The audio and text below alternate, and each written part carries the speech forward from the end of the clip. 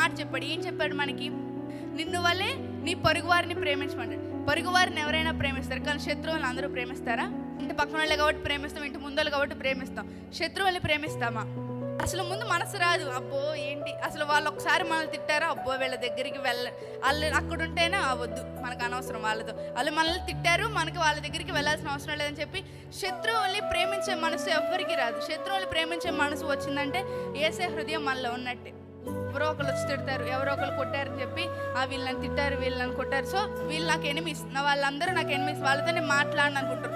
దానివల్ల నీకేమైనా ఉపయోగం ఉందా? వాళ్ళ మీద శత్రుత్వం పెట్టుకోవడం వల్ల నీకేం లాభం లేదు. కానీ వాళ్ళని ప్రేమిస్తే వాళ్ళ మనసులోకి విత్తనం పడిద్ది. వీళ్ళని మనం ఎంత ఇబ్బంది పెట్టినా కూడా వీళ్ళు మనల్ని ప్రేమిస్తున్నారే, వీళ్ళు ఎంతలా ప్రేమిస్తున్నారు, వీళ్ళలో ఏముంది అని చెప్పి వాళ్ళు మన మీద స్టడీ చేస్తారు. వాళ్ళు మనల్ని పరిశీలన చేస్తే మనలో ఏసై ఉండడం వాళ్ళకి తెలిసి వాళ్ళు ఏసై తట్టు తిరుగుతారనమాట.